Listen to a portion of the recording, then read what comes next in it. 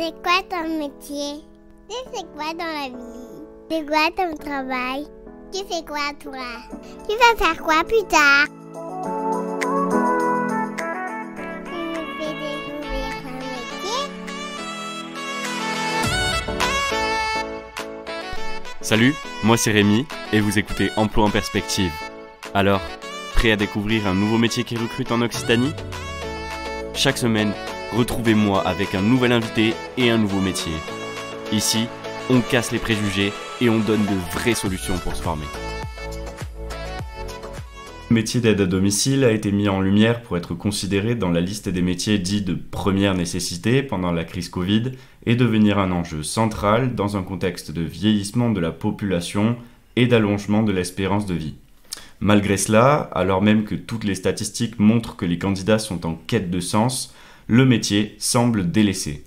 Aujourd'hui, nous recevons Jean-Pierre Galtier, représentant de la commission paritaire régionale emploi-formation professionnelle de la branche de l'aide, accompagnement, soins et services à domicile et directeur général chez Ariège Assistance. Bonjour Monsieur Galtier. Bonjour Rémi.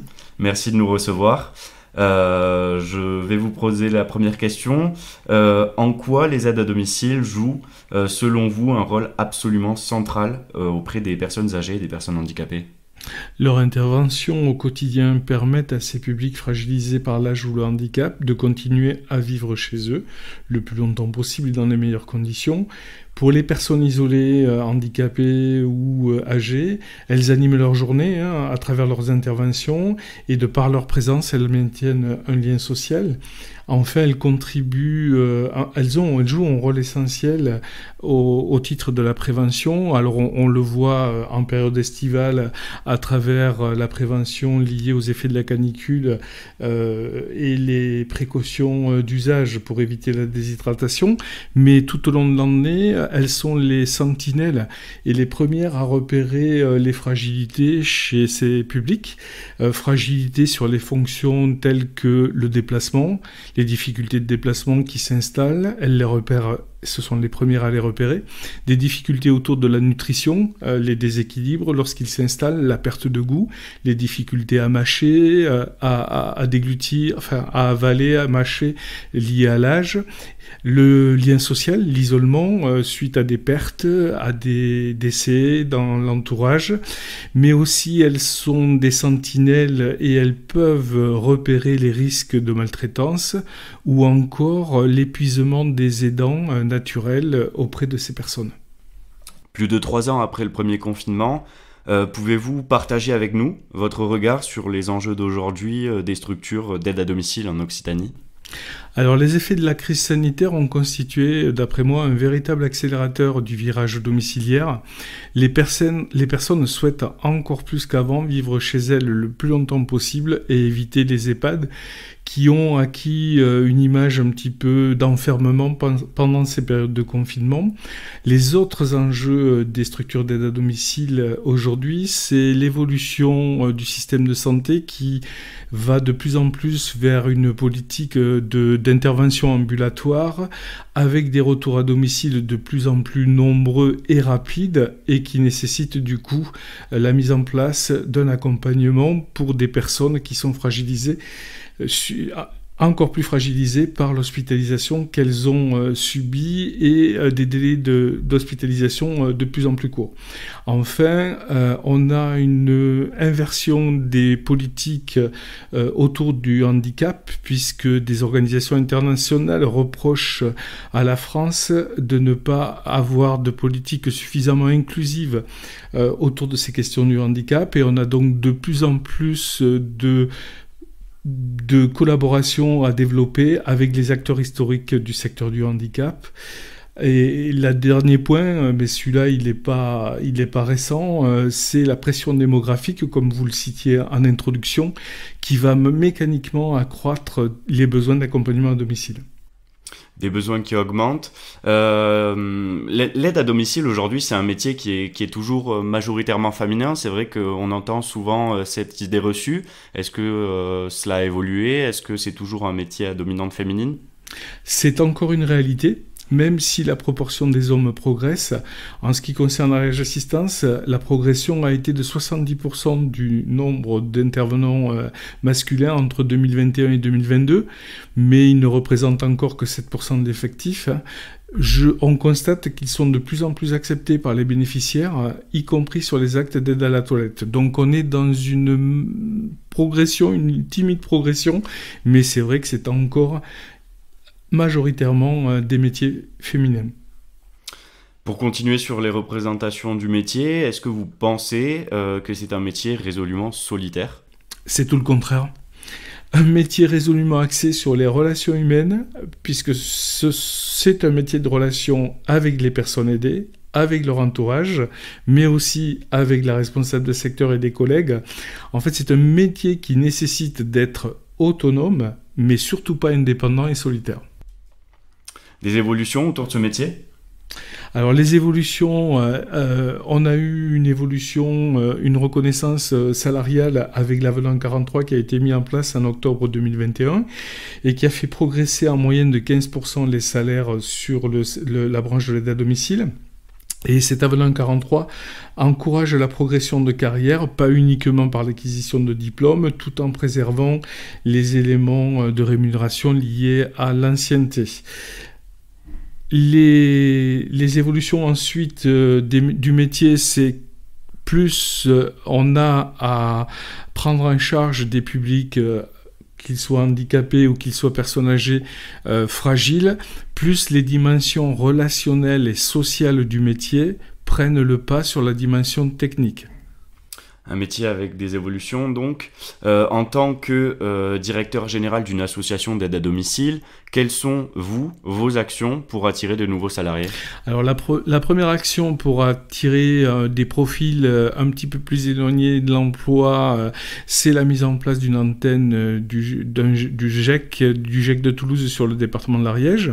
Donc ça permettra d'attirer de nouveaux profils. Ensuite, d'autres actions sont en cours. On réceptionne au mois de septembre de cette année 50 Toyota Yaris hybrides qui vont être attribués à des aides à domicile en tant que véhicules de fonction avec redevance.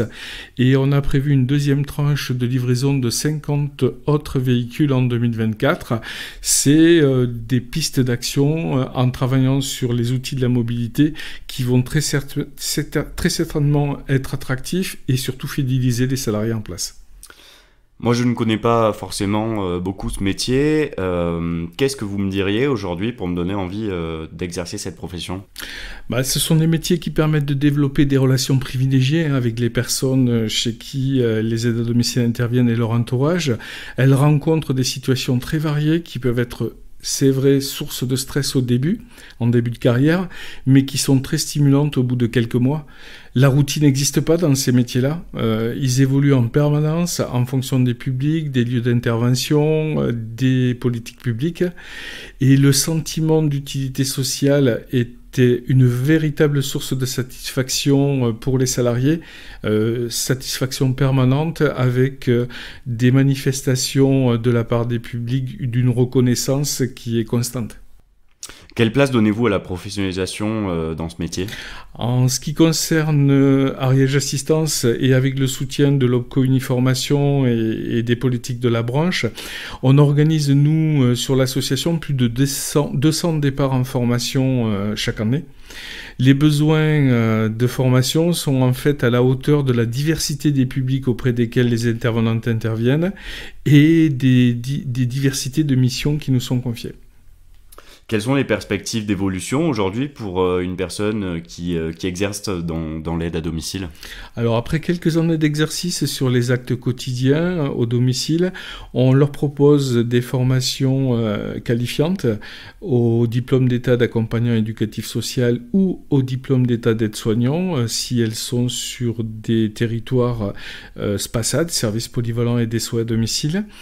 Ces diplômes permettent d'acquérir des compétences pour intervenir non plus que sur les actes quotidiens, mais également sur les actes essentiels, voire même sur les actes de nursing auprès des publics fragiles. L'association privilégie également la promotion interne en proposant aux accompagnants éducatifs sociaux qui souhaitent s'orienter vers le soutien à la parentalité et aux familles de suivre la formation au diplôme d'État technicien d'intervention sociale et familiale. Enfin, au-delà des formations diplômantes, on a aussi des parcours professionnalisants pour permettre à des accompagnants éducatifs sociaux de se spécialiser sur la connaissance des publics qui souffrent de troubles du spectre de l'autisme. On a également des formations en termes permanente en termes de prévention des risques, manutention. On a également des formations de formateurs internes pour proposer des parcours divers et variés de professionnalisation au sein de la structure. Et toutes ces formations, c'est vraiment une politique de professionnalisation souhaitée par la branche depuis plusieurs années. Vous parlez justement de parcours de professionnalisation. Est-ce que vous auriez un exemple de parcours à nous partager au sein de votre structure ? Alors, un exemple, on va dire vraiment singulier, c'est une salariée qui, au cours de ses 20 ans de carrière professionnelle au sein de l'association Ariège Assistance, a suivi dans un premier temps toutes les étapes que je viens de citer. Elle a commencé comme aide à domicile de premier niveau. Elle a ensuite été formée au titre assistante de vie aux familles. Elle a pu ensuite poursuivre sur le diplôme d'État d'auxiliaire de vie sociale, qui est maintenant devenu le diplôme d'État d'accompagnant éducatif et social. Et il y a 5 ans, elle a obtenu le diplôme d'État d'infirmière. Et aujourd'hui, elle exerce cette profession au sein de l'EHPAD qui fait partie aussi de l'association Ariège Assistance. Un autre exemple de parcours au sein de notre structure, on a créé en 2022, donc c'est tout récent, un service relations usagers et on a proposé à 2 accompagnants éducatifs sociaux de mettre en place, à travers ce service relations usagers, des actions d'animation et de lutte contre l'isolement. Elles sont également en pointe pour préparer les futurs habitats inclusifs ou habitats partagés que l'on développe dans le cadre de la transformation de l'offre de notre service d'aide à domicile. Un mot pour conclure cette interview ? Je dirais, venez dans le secteur et dans la branche de l'aide à domicile. On a besoin de vous, on est dynamique, on est porteur de sens dans les métiers que l'on vous propose. Et ce sont des métiers qui bougent, qui évoluent en permanence. Merci beaucoup Jean-Pierre Galtier pour nous avoir reçus et avoir accepté de participer à ce témoignage, à ce podcast. Nous, on se retrouve, chers auditeurs, très prochainement pour un nouvel épisode et un nouveau métier à découvrir. À très bientôt. Ce podcast vous a été présenté par le Comité régional des GEC d'Occitanie avec le soutien de la région et de la DRET Occitanie.